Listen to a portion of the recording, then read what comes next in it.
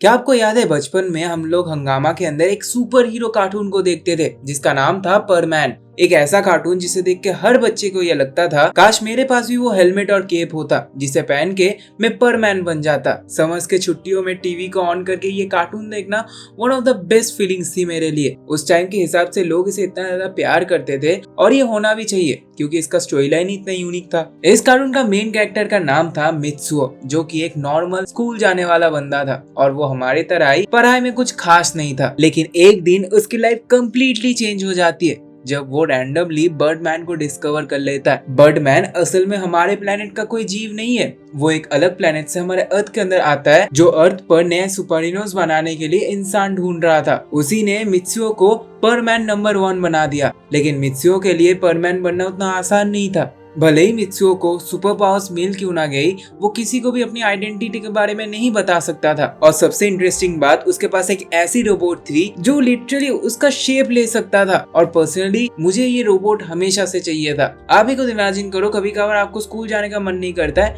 अगर आपके पास ऐसा कोई रोबोट हो जो कि आपकी तरह ही दिखता है तो आप उसे स्कूल भेज सकते हो। आपने होमवर्क नहीं किया है तो आप उसे भेज दो, आपका टीचर उसे डांटेगा। और ये बस दिखता ही नहीं, मित्सुओ की तरह बोलता भी है। साथ ही में मित्सुओ को एक और बंदर जैसा पेट मिलता है जो कि परमैन नंबर 2 था।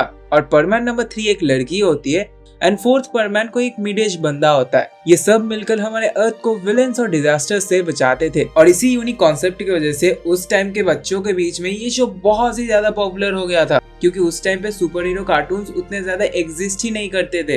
लेकिन क्या कभी आपने सोचा है, इतनी अच्छी स्टोरी लाइन, फैन बेस और एनिमेशन होने के बावजूद भी परमैन कहीं ना कहीं आज के टाइम पे गायब सा क्यों हो गया? आखिर इसका डाउनफॉल हुआ कैसे? और आज भी हंगामा पर परमैन तो आता है लेकिन उसके पुराने एपिसोड्स रिपीट में चला दिए जाते हैं और नए एपिसोड्स आज तक नहीं आए। तो आखिर ऐसा हुआ क्या? सबसे पहला रीजन है ओरिजिनल स्टोरी। देखो, परमैन को लेजेंडरी मांगा आर्टिस्ट फुजिको ने बनाया था, वही क्रिएटर जिन्होंने डोरेमोन को भी बनाया है। अब उन्होंने अपने मांगा के अंदर परमैन को एक प्रॉपर एंडिंग दी थी। मांगा के अकॉर्डिंग परमैन के लास्ट एपिसोड के अंदर परमैन बर्डमैन के साथ उनके दुनिया में चला जाता है और हमारे कार्टून के अंदर उसे थोड़ा ट्वीक कर दिया गया, जहाँ पे हमें ये दिखाया गया कि 1 साल के बाद हमारा परमैन फिर से अर्थ पे वापस आ चुका है। लेकिन उसके बाद स्टोरी लाइन डिसकंटिन्यू कर दी गई क्योंकि उसके बाद कहानी लिखी ही नहीं गई थी। हमारे लेजेंडरी मांगा आर्टिस्ट फुजिको का देहांत हो गया था 1996 के अंदर। और यहीं पे इसका डाउनफॉल का दूसरा रीजन आता है, पॉपुलैरिटी शिफ्ट। आज के टाइम पे डोरेमोन, शिनचैन और ड्रैगन बॉल जैसे शोज भी स्ट्रगल कर रहे हैं क्योंकि बच्चे टीवी कार्टून से ज्यादा पोकोमेनल जैसी चीजें देखने लगे हैं।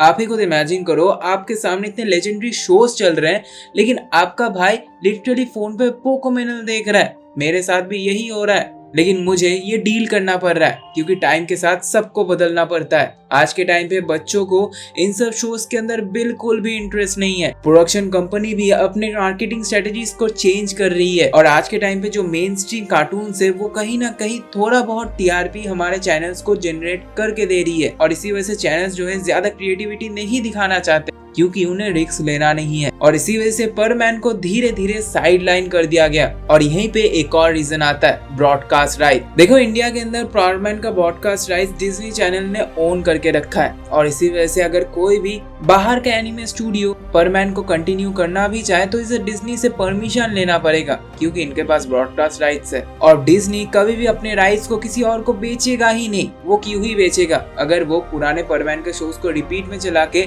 उससे रेवेन्यू जनरेट कर ही सकता है तो वो क्यों ही नया पैसा लगाएगा? उसे घंटा फर्क पड़ता है कि पुरानी ऑडियंस परमैन का न्यू एपिसोड देखना चाहती है और इसीलिए डिज्नी पर इसका रिपीट टेलीकास्ट चलता रहता है। आज भी परमैन के पुराने फैंस नया सीजन का वेट करते आ रहे हैं लेकिन डिज्नी ने आज तक कभी भी परमैन का न्यू सीक्वल अनाउंस ही नहीं किया। और मुझे लगता है कि परमैन को फिर से रिबूट करना चाहिए, एटलीस्ट इसको एक प्रॉपर एंडिंग तो देना ही चाहिए। लेकिन फिलहाल परमैन हमारे चाइल्डहुड की एक ब्यूटीफुल मेमोरी बनकर रह गई है। और अगर आज भी कभी टीवी पे परमैन आ जाता है ना तो मुझे वो पुराने दिन याद आ जाते हैं जब मैं छोटा हुआ करता था और मैं समर वेकेशंस में परमैन हमेशा देखता था। अगर आपको ये वीडियो अच्छा लगा है तो एक लाइक जरूर से करके जाना एंड कमेंट्स में जरूर बताना आपको क्या लगता है इसके ऊपर।